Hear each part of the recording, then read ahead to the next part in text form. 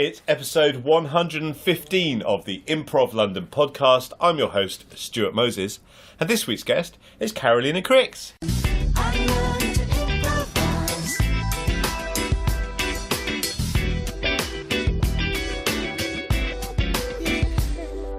Hello! Hello, how are you? Yay. Wave our hands in the air, Yay. yay! That really comes across on an Well, you still can hope for some fan base out there. Yeah. I'm very well, thanks for having me on the show. Thank you for coming on the show. How are you today? I am very well, thank you. Smashing. I have a thing where I answer strong. So if someone asks me how I am, I say strong. Because I feel that hopefully is the true answer, but also if I'm not feeling strong, by saying that I feel strong, I start to feel strong. Oh, that's a nice thought. I like it. Because usually when you ask people how they are, they'll be like, okay, yeah, I'm alright. Or they're looking for something negative to say. Yeah. So I make a point of saying, I'm very good, thank you, or I'm amazing as well. Just to implant in my head that I'm good. Yes. Yeah. Yes. Cool. Glad we talked about this. I already feel that we're in therapy. Yeah. So that's a useful thing to do. So you are in Improbable. Exactly. And you currently have a show called The Chapter of Secrets. Yes. Tell me about that. Well, Improbable, as you know, because you know us for quite a long time now, I suppose. But the listener may not. Yes. So let me give you all the information.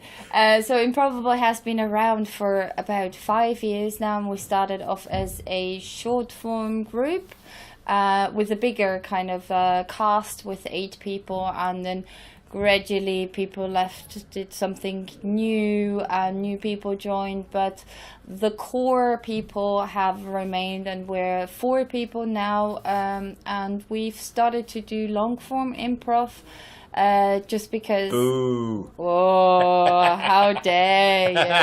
Yeah, but after 5 years of doing a lot of short form and a lot of the games that you can see on Whose Line Is It Anyway, and like games that are quite often to be seen on stage, we just wanted to try out something new. And for me it was also very important because I come from an acting background, so for me a kind of like a emotional journey and a bit more of an acting challenge in terms of having a real relatable character, which is also possible of course in short form, but not to that extent. It's just working a lot better in long form. So we're having Improbable and the Chapter of Secrets, which is a... I can't say it. No, I can. Harry Potter. Is there a boy wizard involved? A boy wizard involved with funny glasses. Looks a little bit like John Lennon. So it's very loosely based on Harry Potter. And I suppose it's more, we make funny references to this funny scar on the forehead, or very loosely references. So if you think you come there and you listen to all the details and the minor details that you can get out of the books, and because you have read them 50 times, then you know a lot more than I do. Can I swear on this podcast? Yes, you can swear on this podcast. Okay. Yes. So my knowledge, for example, when we started rehearsing, because the boys who are with me in the group, they're all really big Harry Potter fans, and I must admit I've seen like a couple of the movies. I haven't read the books, and I found them alright, the movies. I suppose if I had started with the books I would have loved it, but my enthusiasm for Harry Potter wasn't particularly good. And then, so when we started rehearsing, I would say expel my anus, because that is how I remembered it in the movie. So, I mean, obviously the boys told me it's Expelliarmus. So I've corrected that. Yes. But yeah, so we very loosely do a long form play, basically a magical play. We did that at the Fringe in Edinburgh, Cool. which was really nice because we had a slot in the morning and we were at a family venue. And what turned out to happen was that at the actual Fringe, we became more of a family show. That's interesting. And a bit more immersive, so I would jump into the audience and get them involved, or when we travel from one place to the other, I would fly over their heads with my broom, or be like a dragon who attacks people, and that was great fun. And ultimately what we're trying to establish is a immersive kind of experience with the chapter of secrets. So we get a suggestions from the audience in the beginning of a common fear, and based on that we send one of our playmates, of our actors, out, and we create a 8-point story about this fear and what happens, and establish through this 8-point story, we establish our villain of the improvisation. And the person who was sent out of the room comes back and has kind of charade to guess whatever the 8-point story is about. Oh, and wow. Yes, it's a bit complicated, but also fun. Yeah. And based on whatever the person has guessed, we start our journey. Which is then an hours long of, hey, there's a villain and we gotta fight him, and yeah, it's been going good so far. It's gonna be a challenge because the immersive part is yet something we want to test and try out, but that's gonna hopefully become reality very soon with more audience interaction. So yeah, it's cool. Yeah, I mean that's a really interesting direction to take it. Had you planned to do the immersive stuff, or was that a result of it becoming more of a children's show? No, but basically when we started at the Fringe, when we were in Edinburgh, and I kind of like looked at one child whilst I was on the sideline, and they looked like they were falling asleep. Oh. I was like, okay, I gotta do something. I know it sounds weird, but basically, the first time I jumped into the audience was because I felt like, oh, one kid is almost falling asleep. I need to do something. Wake you up! And that really worked. That kind of like, because I suppose some scenes are a bit wordy, you know, but you have like kids different ages, but also grown-ups that get other jokes, so you kind of like need to mix it up in between.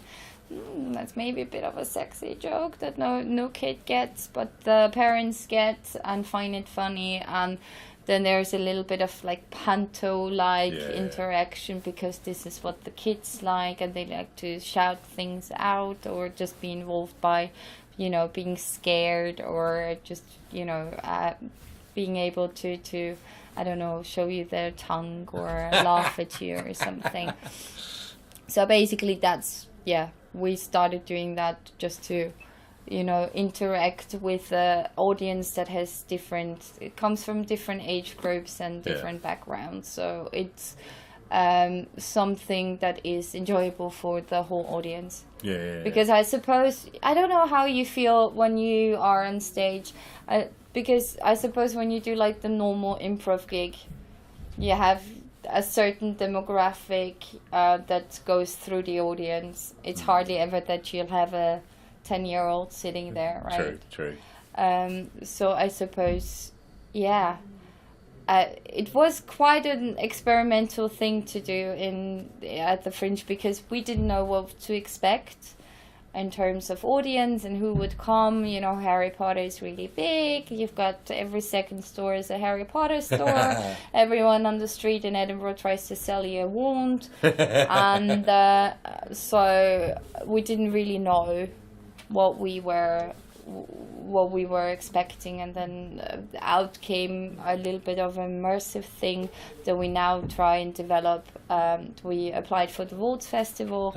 And so yeah, the next one is on the 9th of October. We will have a show, and where we will gradually maybe try and experiment with the audience. Yeah, that's the idea. Because in retrospect, it should be obvious that if you do an improv show based on a series of children's books, even if they are also both of adults, that you will get children in the audience. But because I'm so wrapped up in the scene, the improv scene in London, Yeah. it just hadn't even occurred to me that that would be the case. I just naturally thought it would be, you know. Yeah, you know what? It's such a weird thing, because especially when you're in Edinburgh, I really don't know. I didn't really know what to expect in terms of improv, because I mean, there are some sold out improv shows, but they have a lot of marketing in the background. They've been around for a really long time, so they have established an audience. And it's, have you ever been to the Fringe Yes, as an improviser? Well, I went up this year, not to perform, just to see other acts, sort of thing. So, but I've not actually performed there yet. No. Okay. Well, not unless you count being pulled up on stage. That totally counts okay. as a In which case I have yeah, performed well at done, Edinburgh. you. Look at you. Thank you to Anna Morris, who's a very funny character comedian who pulled me up on stage. It was the second show that I had seen that ever at What Edinburgh. did you have to do? So she was playing a character that was a sort of a jilted bride, Yeah. and I was cast as the best man, and there's all this stuff about how she'd planned what was going to be on the stag do, but then I planned all this other stuff, and then she ended up getting jilted, and then we sort of had to do this slow motion running around in a circle with our arms kind of connected. Is there a video? There's a video of this, I've yes. seen it. Yeah, you've seen it. I've seen it. Yes. It was so funny. Oh, I thought you were part of, like, you know, that's like your duo act, and you've been doing that No, for a no. long time. You looked so professional. Well, thank doing you very that. much. Yeah. My main thing that I was thinking about was don't pull focus. Yeah. I wanted to support it, but I thought But not, yeah. she doesn't. You know, she's done the show every night for however many weeks. She doesn't Yeah. need me to come in and fix it or Yeah. to make it good. It's already good. I just have to be involved and committed to it Yeah. without doing too much, sort of thing. So I like to think I struck that balance. Yeah, no, I think it was amazing. I can't really... Oh, God. I can remember it, but I can't remember That's it fair enough. specifically. But That's fair as you were talking about it, I was like, I remember It seems watching familiar, the- yes. Yeah. I remember stalking you and watching it. There you It's go. not stalking if it's No, on no. Facebook. Yes, Also, true. we are friends Well, on Facebook. Of course we are. So Of it's course. just- I'm joking. I often say something really kind of like shocking to people just to see their reaction. Ah, right. So No, I something- encourage people to watch me on Facebook. That's what it's for, right? Yes. Yeah. Otherwise, you're not doing it right. But anyway, yeah, what we were talking about was I don't know. I suppose it's hard to kind of anticipate and understand what is awaiting you in at the Fringe, because especially if you're part of the free Fringe as we were, you know, it's like whatever, like how I kind of was at the Fringe. I just had a list and went like, okay, what's a free show that sounds nice because otherwise if you really try and plan it, you go mental. There are so many shows on, like, you don't know what to do. You're just like there and going like, oh my God, there is so much choice. And everything sounds nice, but there are not reviews out for everything. Plus, you don't really have the time to read all the reviews. So I just would go and just pick whatever speaks to me in a certain way and go and see loads of free shows. And sometimes you're lucky and you see something absolutely amazing, and sometimes you see really incredibly awful stuff and feel like you've just been emotionally raped and taken advantage of, and that you've lost an hour of your life. That's how horrible a couple of shows that I've seen have been. Wow. That I know, right? But yeah, so it didn't even occur to me that we would have kids in the audience, and then we basically had a lot of families. We had grown-ups coming in. We had a school class of 25 Wow. kids, 13-year-olds come in. Wow. Where you just have to change your game as well, Yeah. because it's, you know, they're all cool. They're all Yeah. set in the very back of the theater. Yeah. Or like, you know, all with the uniforms, but slightly, everything slightly, you know, pulled out shirt, and, you know, the socks are inside out, just to be a little bit more, you know. But it's interesting because you say, like, you improvise and you just go with whatever the moment gives you, but there's a certain aspect when suddenly whatever you, in terms of audience, you were used to changes completely. And I remember when the first day when I saw those kids, I was like, shit, what are we gonna do? You know, I was panicking, and then it turned out it was actually a good thing to happen. Yeah. But ultimately, what will happen with the show is what we want to really establish is to have a, from beginning till the end, bar the improvised story, but there'll be a structure, very loose structure of having certain audience interaction that is, for example, people come in doing like a Almighty Isis. Hey. On stage, right? We should explain what Almighty Isis is. Almighty Isis. So you're going to get the audience to do Almighty Yes, Isis? for example. That's yeah. amazing. Yeah. Yeah. Do you want to explain? So, Almighty Isis is basically the MC, or will say, Almighty Isis, show me the image of a pirate ship. And then you have all the improvisers, or in our case, the audience, with their buddies running on the stage and trying to resemble a pirate ship with their buddies. And the idea is to create a picture together, so the picture makes sense without talking. You can add sound effects, so one could be the steering, what's it called? Wheel. Really? That's what it's called on the ship as well? That's not a steering wheel of the ship, it's the... oh yeah, no. It's not a steering wheel. No, you're right. You're great. It's not the anchor, that's something else. It's... Almighty God, Google, tell us the answer. Never mind, we all know what we're talking about. Yes. If you know the answer, do tweet at Improv London. Tweet the answer. Help Stuart and Cara. It's not a steering wheel, obviously, because that's a... I can't believe I said that.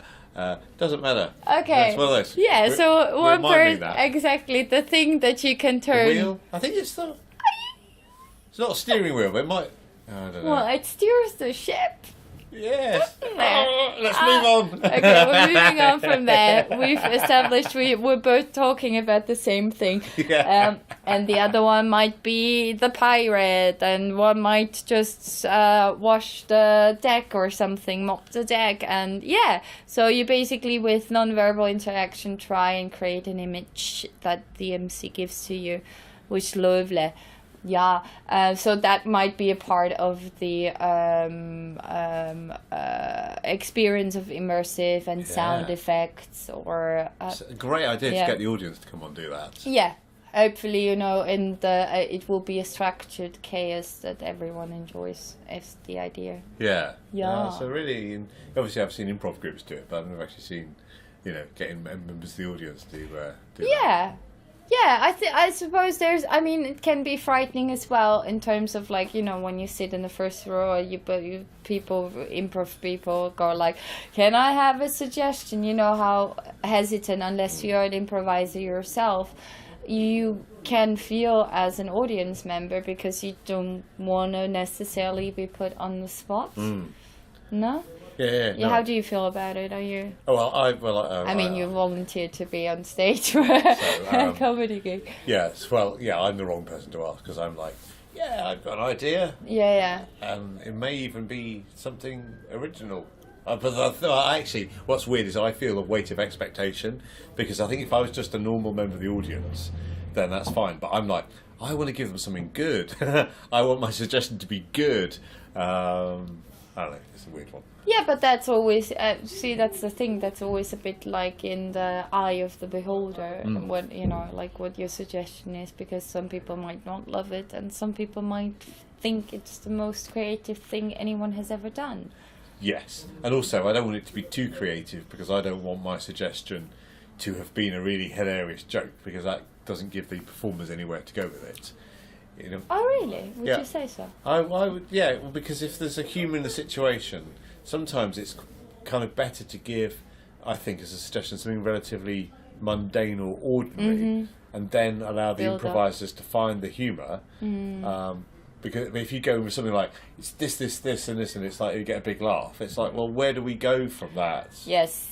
I mean, that Yeah. never No, happens to anything I shout out. But, but I'm imagining if I said something really hilariously funny.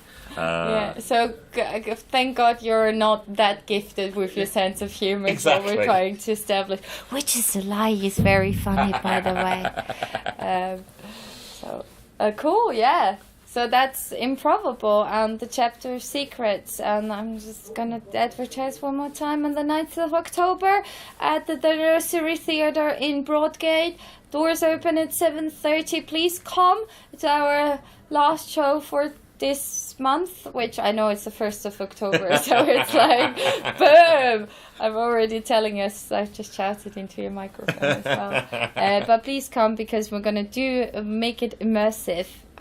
You can be part of that. So maybe you even get to ride a broom. Ooh. Yeehaw! There you go. So you also teach improv? Yes, I do. And you're going to be teaching a course which helps or is themed around mental health? Yes, so I have done a course already, and this is my name. So my name is Karolina Kriks, for the record. So I've been teaching with Improbable for the past 2-3 years, almost, a little bit more than 2 years. So I've done teaching assistant with Stephen, just to get the gist out of teaching as well, because it's a different thing to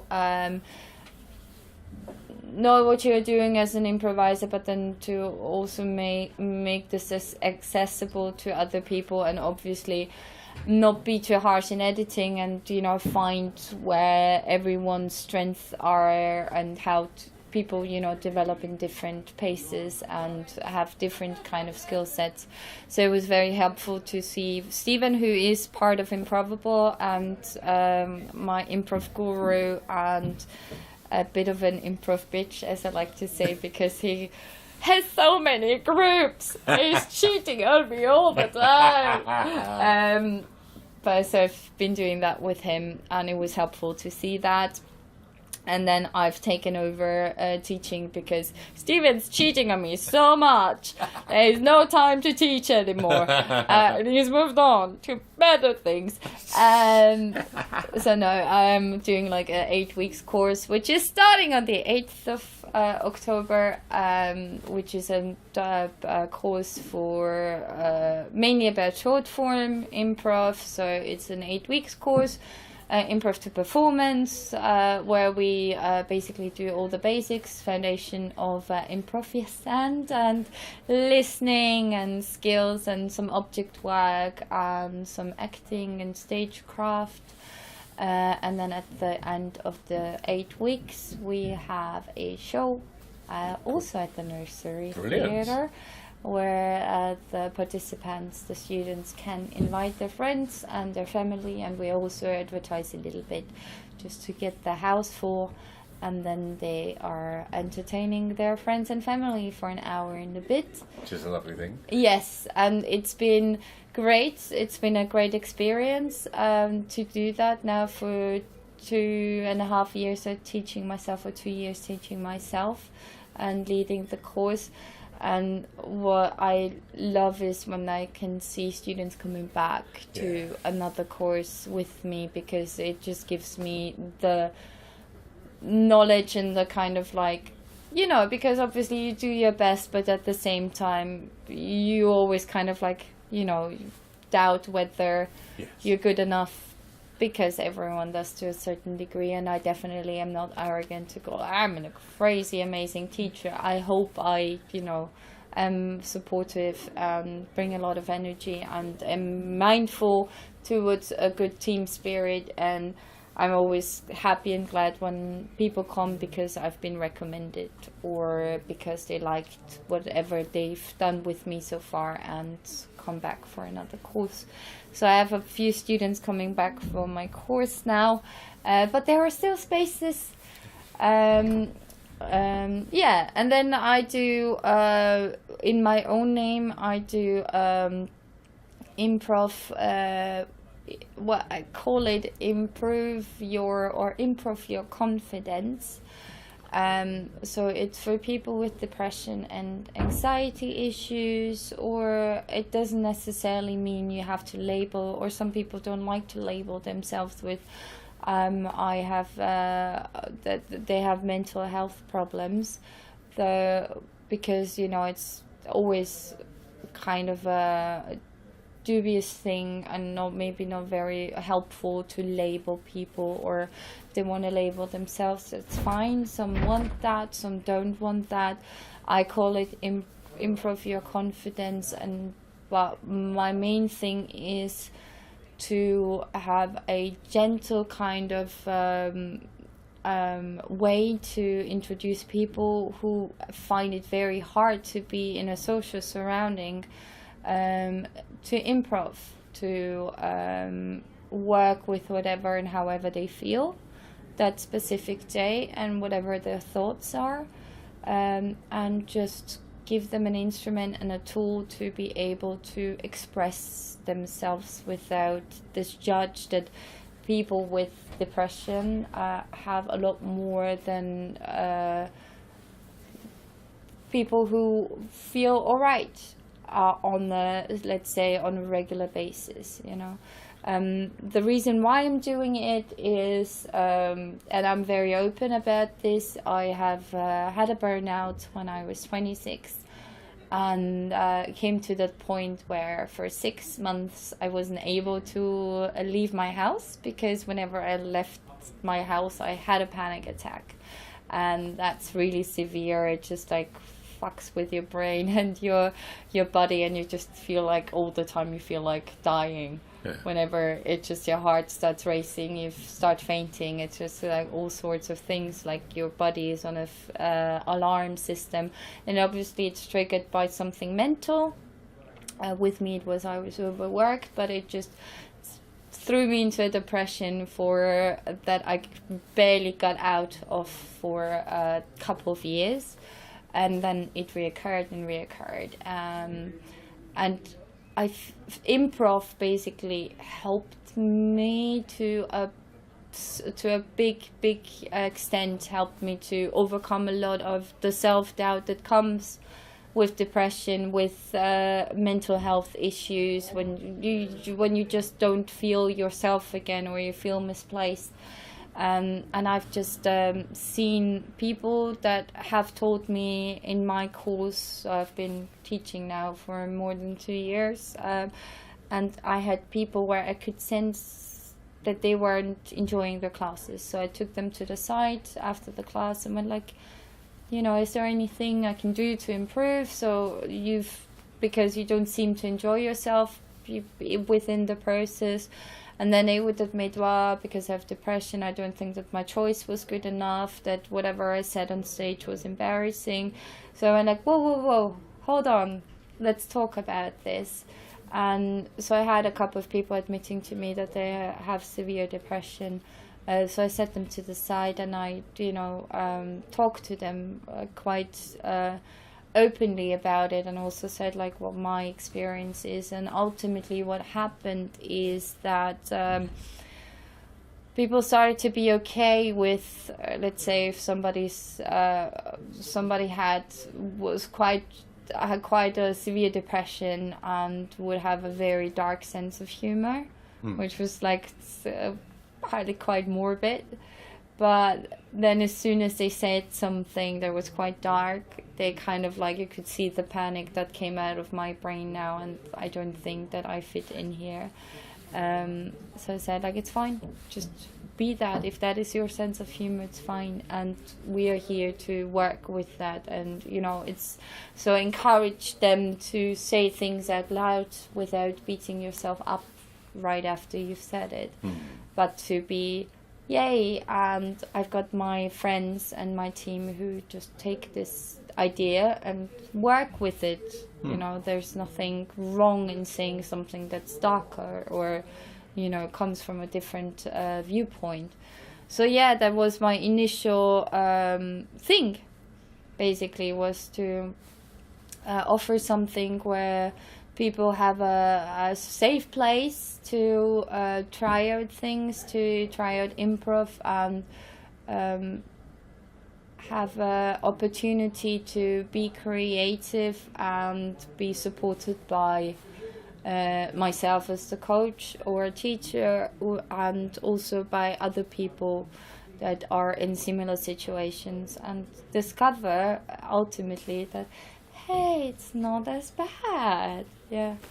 That sounds brilliant. Yeah, I've done a 4 weeks course last spring. So I started basically with it a few months ago, just to have a try, and specifically aimed for people who would say, would go and try and find help, who are saying, admitting, I have depression, I want to, work on my social skills, on my communication skills. And I had 6 students on a 4 weeks course that I did, and I saw a scene that was so brilliant that I was in tears, and I was sitting there as the teacher, and I could feel the tears rolling down my eyes, because so the idea was to work with whatever emotions you have on that particular day. So if you feel shy, if you feel anxious, my approach was to embrace that feeling and take it as a choice, as your character, sit with it and be okay with it. It's absolutely fine. Whatever your body or your mind tells you right now, work with it. And if it's 2 minutes of silence, there's 2 minutes of silence. It's so watchable. If definitely. the 2 minutes are filled with seeing whatever you have inside of you right now. And so I had this amazing scene that I watched with my 6 students, and I was just like, I was like, I'm so proud. I don't even know, because it was like Hollywood right in front of me in this little turquoise room.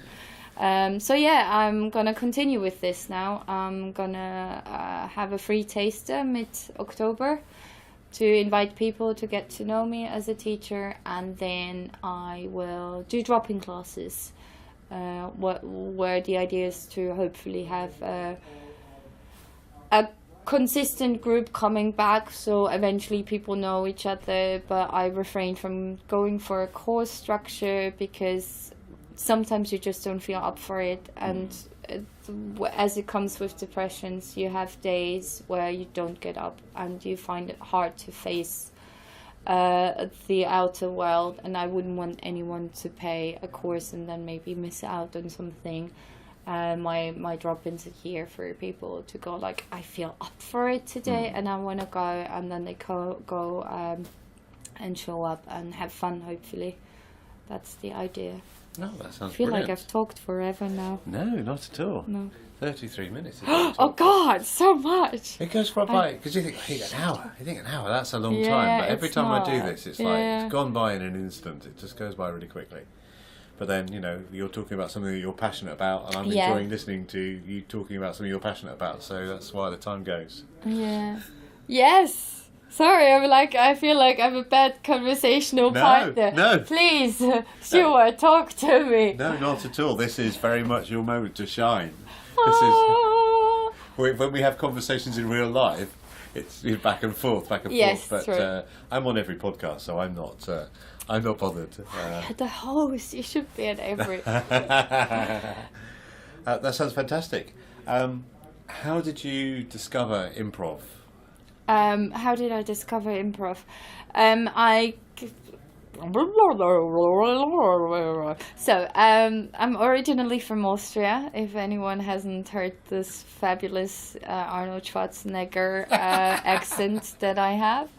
It's weird though, because I have not put you and Arnold Schwarzenegger in No, the same... I know. I'm a horrible impressionist when it comes to what do you call it? Impersonator, Terminator impersonator. You're a terrible Terminator impersonator. Yeah, exactly. That is what they say about I'll you. be back. I'll be back. God. Can you do it? Oh, you can. I'll be back. You should have seen his face though. I'm very method in my approach. Yeah, really good. Really good. You had like this dark pouty face for 10 seconds. Uzi 9mm. Hasta la vista, baby. Hasta la vista, baby. I can't even do it. Well, get on my chopper. He had to split. Well done. Well done. So, Stuart and I have nailed it completely now. There you go. You're welcome. Well, basically, I've started as a journalist. So I studied journalism and theatre history back in Austria, and then I ended up working for a newspaper that almost basically sent me into a burnout. But eventually, what happened when I was 30, I decided that I was wasting my time so much with doing office work that I didn't enjoy, and I always wanted to kind of do acting work, and because what I love most about acting is dissecting the human psyche to the deepest depths of deep. That was beautifully said. Deepest depths of deep. Very deep. Deep. Wise. Thank you. I try. So I picked up acting really late when I was 29, 30, and started in Austria, and then moved to London and had a year's break because I didn't know how to survive here other than doing a office job. And then what happened was that I kind of like got tired again of being stuck in an office. So I started doing like acting lessons here. Suddenly somebody said like, yeah, if you want to be a good actor, improvisation is kind of like crucial. So I signed up for a couple of courses, and that's how I met Stephen and the rest of Improbable, Stefan Utko. So we did 2 courses together, and then they went like, hey, we're fun together, shall we? And we said, yeah, why not? And so we founded Improbable, and since then I've been, I haven't stopped improvising, and it's been taking over my life slightly more than I expected it to be, but it's all great fun, really. And it's nice also because the London improv community is amazingly supportive. Everyone knows each other. You learn so much from just watching other people do their stuff. Yeah. That I'm amazingly grateful to be part of it. Yes, so am I. But that's basically how I got to do improv. How did you get to do improv? So, my friend Pete, hello Pete. Hi Pete. So I do tabletop role-playing games. Okay. So we'd be sitting around the table, and we'd be telling a story essentially. And he was so very good at creating things on the spot that I thought if I didn't like you as much as I do, I'd really hate you. And I was working. Jealousy. Well, I mean, luckily, No, I get that. But I was working with Emily Murphy at the time, and I knew that she did improv, so I asked her about it, and that's how I ended up doing my first Dupla course. Because I thought I'd love to be better at just making stuff up on the spot. And then for one reason or other, that sort of group that I played with sort of folded, and so I'm now just improvising. do you feel like you've become better in making things up on the spot? Yes. Like, as in, yes. so, yeah. I mean, yeah, but yeah, it's weird. I don't think that my brain has become faster, if that makes sense. I still, do you know what I mean? So you don't think your brain's become faster? Yes, I know how to say things out loud. So like how to word things now or give a suggestion without, like holding back too much, but just go with my first instinct. So that's the muscle that has improved. But the initial idea, I don't think that. What I'm trying to say is, I don't think that my brain is faster in generating ideas. Yep. It's more that I'm faster in wording them, Yep. if that makes sense. 100% agree. I don't think I'm coming up with more ideas. Yes. I'm just having more confidence in my first idea. Exactly, yeah. So improv doesn't make you more clever, we have to say. It doesn't. It doesn't make you more clever, does it? It makes you more. Maybe it makes you wiser. It makes you more efficient. Yes. There you go. Efficiency. Efficiency. It's all about the efficiency. That's what improv will give you. Efficiency. Let me guess, that's the Terminator accent as well. I really only have one. I don't really have one impression. It just happens to be. It's very convincing. Thank you. Yeah, danke. Nice. Yes, and you're doing some acting that isn't improvising at the moment. Yes, I did. I did a funny story that. So I have been cast into a physical theatre play that, unfortunately, this run is over a week ago. A week ago we finished our run, but I was cast into a physical theatre play because the director, she worked with me and Michael Such on an improvised thing we did a couple of years ago, A Machine for Fools. Oh yes. And she was, sorry, I've interrupted. Have you seen it? Yes. It was special. It was special. Yeah, that's a very good way of describing it. I know, it was special. It was very experimental. Yes. It was very hard, in my opinion, because for the audience as well as the people in the show. Yes, because the premises of the whole idea was that we set up an improvised scene or a kind of like play almost. And we have a dramatic clown, which was Mariana, my friend who directed the play that I was in now. She was the dramatic clown, and as the scene progresses, the dramatic clown gives more and more improv games onto each actor.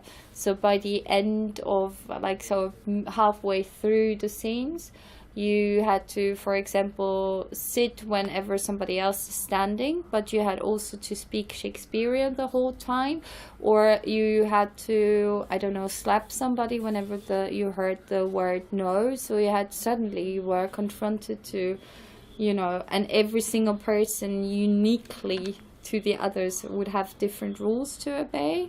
So it became really complicated at the end, and the idea basically was for the players to be so exhausted that whatever construct, so it was a bit dramatic. It was trying to basically fuck with the whole construct and the idea until everything basically crumbles and falls apart. So it was meant to be like that. Yeah. But anyway, I was working with her and she has been directing a devised physical theater play. What happened was that one of the actresses, she tore her ligament, and 10 days before the opening night, she couldn't do it anymore. And it was a piece about immigrants, for travelers who leave their home countries out of different reasons. And the devised theater piece was basically also all through life stories of the director, of the actors, and so on. So she cast me in it because to replace this actress who basically tore her ligament. And I came there and I have no idea about physical theater. I can barely walk in high heels, if that is any indication. And I did it. So we had a run in August at the Space Theatre, and then another run at the Drayton Arms now in end of August, September. September, yoo-hoo. And it was great fun. It was a really nice piece, and I suppose in times of Brexit, quite liberating to be part of, and just, basically what it was trying to convey is that we're always going to look for a sense of home, no matter where we come from or where we go to. And, there are different reasons why people leave. So I've done that, and now I'm waiting for the next acting challenge. So if you have any acting work, let me know. But I started doing some stand-up comedy as well. Oh, really? We'll talk about that in a second. So I just wanted... So the play that you did, what was it called? I Occur Here by Oh Dear Theatre Company. Yes. And so what is physical theatre? Physical theatre is basically theatre that can have lines, doesn't have to have lines. We had lines, so we had a play, but whatever you try and convey, or the message of the piece, the art piece, is conveyed through your body as well. So there's just like this extra layer of dancing, of movement, of the way you hold your body and how your character develops. So, for example, all our characters had transformations, and that influenced completely the way we were holding ourselves physically on stage, and the way we walked was completely different at the beginning of the play to at the end. So the transformation is seen physically as well as through, obviously, the spoken word. Wow, that sounds amazing. Well, cool, yeah. I've never had so many bruises gained from one rehearsal. Yeah. But it was fun. We had there's a dream sequence we had where I was playing a dragon, and it's called The Journey. So there was a knight, a princess, and me as the dragon. And I had this massive dragon head, which was a kind of paper cut head, but it was so massive that it wouldn't fit my stupid head, and it was just too big, so it would always fall forward and blind me completely. So when we were on stage and we're doing the actual show, one night, I was so blind I couldn't see, and it's this fighting sequence. So I attack the knight, then the knight turns around and he stabs me, and then he tears out my heart from out of my chest, and obviously I have to react to all of this. There's a lot of jumping and stabbing, but because the mask fell forward, I couldn't see anything. Oh, no. So I reacted to being stabbed a minute later. I completely overreacted and threw my leg up, and my shoe just went flying. No. I was like, oh my god. I couldn't laugh. I mean, I really wanted to laugh, but I couldn't, because obviously I was a dead dragon by then without a shoe. And I had tights on, and then I panicked because it's a physical play and you have to, still move for the rest of the play. And then I realized, oh my god, I'm not going to be able to move, because with those tights, it's far too slippery on stage. How am I going to retrieve my shoe? Where has it landed? And luckily in the next scene I could spot it just somewhere in the corner of the stage.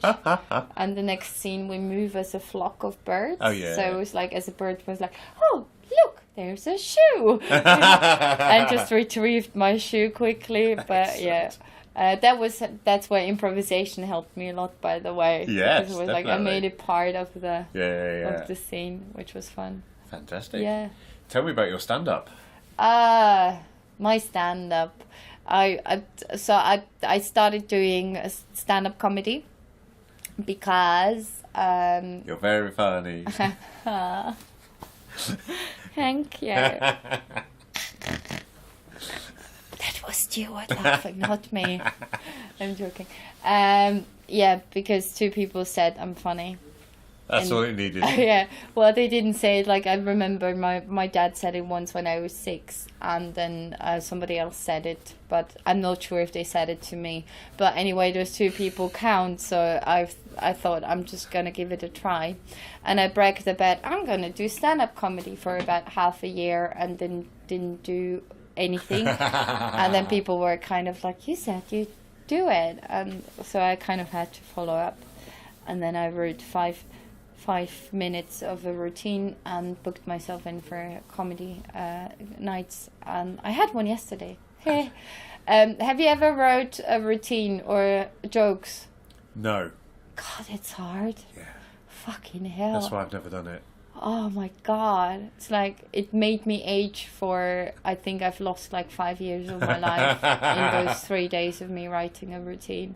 I don't know how you find funny things to write down. I feel the same way about sketch comedy. I don't know how people do it. So I can understand something can be funny in the moment, when you create it in the moment, but I don't understand how you can create something that's funny and then recreate that moment. It's just a complete mystery to me. Reproduce it. Yeah. Yeah. Well, it's a thing if it's like situational humor, because there's something happened that will not happen in this kind of situation ever again. Yeah. That's something you will have a hard time to reproduce. But if it's a joke, as in like, you know, knock knock, who's there joke. I'm already very good at them. Yeah, no, me neither. I just always forget the punchline, or say the punchline first, and then kind of like, you know, defeats the purpose. But yeah, it's really hard. So I just got this book of Stephen. Stephen's like my guru. How to make them laugh, which is like just basically an exercise book. Tells you, you know, how to write jokes, what to look for when you write a joke. So the word you want to end your punchline on should be at the end, you know, use plosives rather than because they sound and they wakes people up basically when you do the you know, because it just sounds sharper. Oh, wow. So even that, like, subtle influencing your audience and make them obedient to your sense of humor. Wow. Mwahaha. Yeah. So I've been, and I had a gig, and I booked myself in for 4 gigs in a row. And the first gig, I won this there was like an audience election of the best gig, and the best stand-up for the night. And I won it. Wow. Yay! Excellent. Yay! Obviously, it was a very friendly kind of venue. The Rising Star Comedy Club. And but they give you like this little plastic trophy. Wow. Yeah, I wanted to buy a whole bookshelf for it, so it has a podest, but I didn't. That's amazing. That's really nice to get that. But it's fun to do it. It's just another layer to do some more and stretch myself to do new things, basically. Yeah. So what's your kind of stand-up style? Truthful. Oh, truthful. Right. Yeah. So I think it's most of the things that I say are true. Yeah.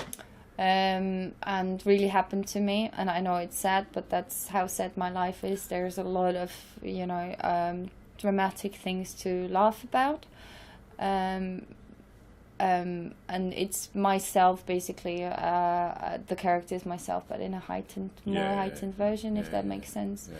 Because you know me, I'm super awkward, and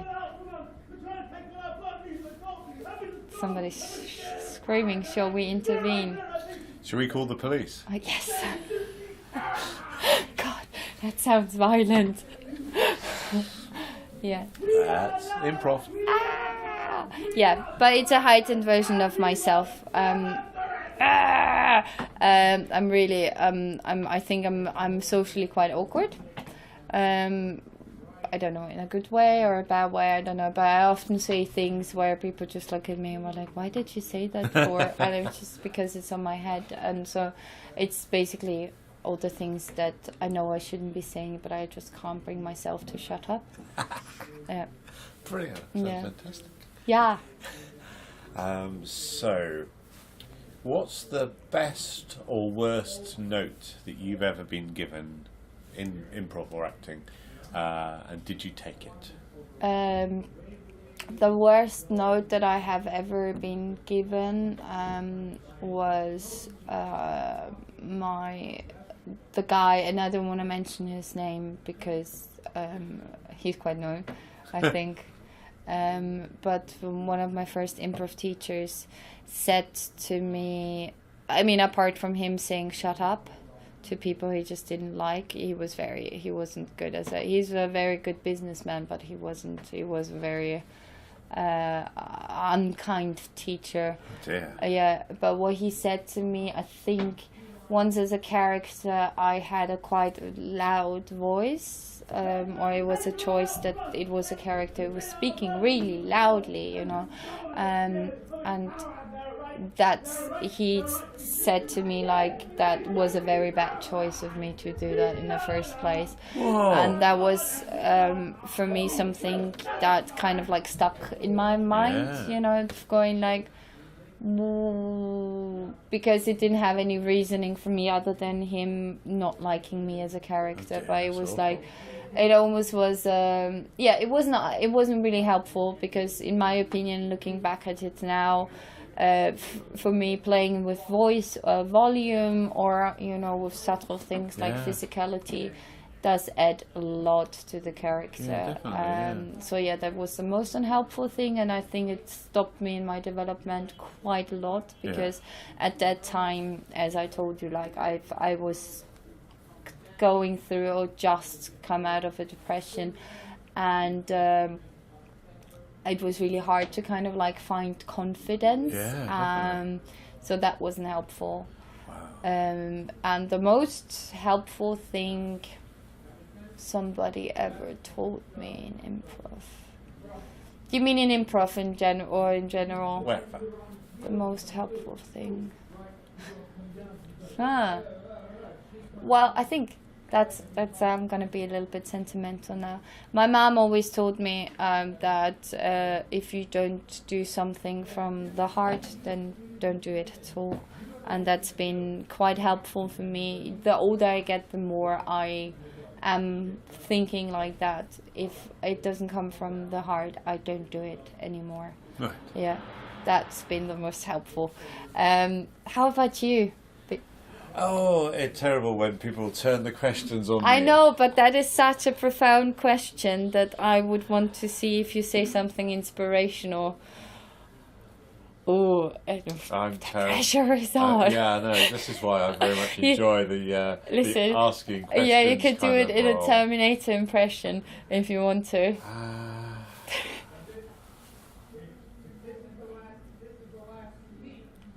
He's fallen asleep.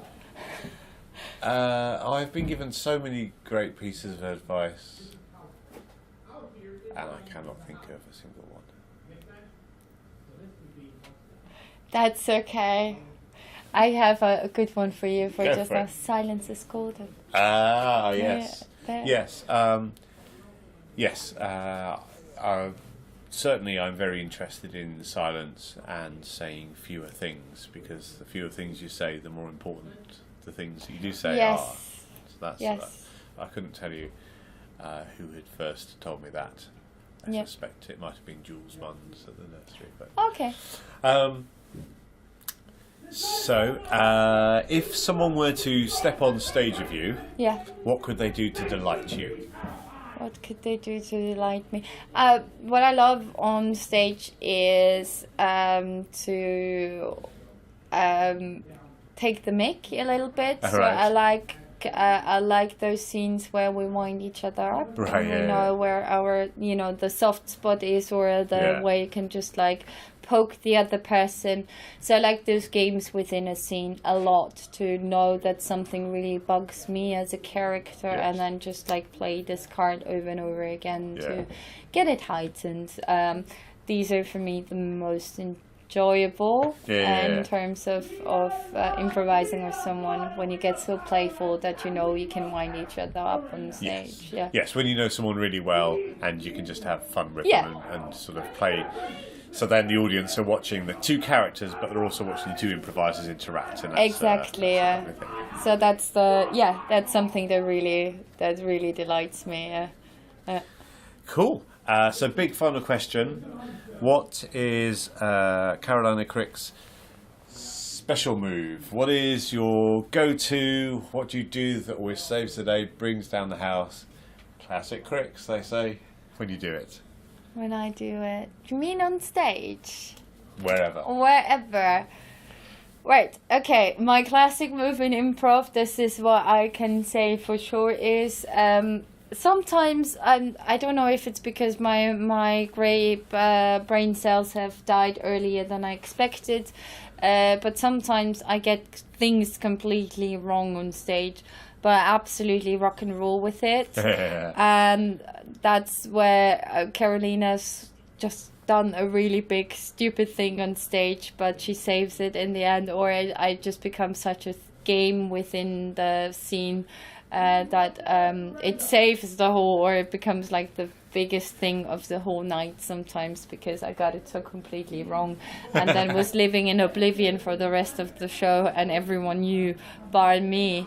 Yes, I know, it's funny for everyone else but me. That is that. And the other thing saves the day. The other thing is, what I like to say is typical me is I will always make sure and that everyone gets along with each other. That is something that I know that is a great quality, and I usually don't brag about myself at all. But I know that is one of the qualities that I have, and have been taught many times. I'll be there to connect a room or people with each other. And that's, I think, always something that I'm slightly proud of, that I have the ability to go like, hey, this is him, this is her, and we all have something in common, and let's just all be friends. So yeah, that's my approach. That's a lovely thing to do. Yeah. Thank you for being a guest on the Improv London podcast. Thank you for having me, Stuart. It was such a pleasure. Sorry for talking so much. No, that's very much the role of the guest. Otherwise, All it's right. really awkward. Bye. Bye. I made this. That's improv!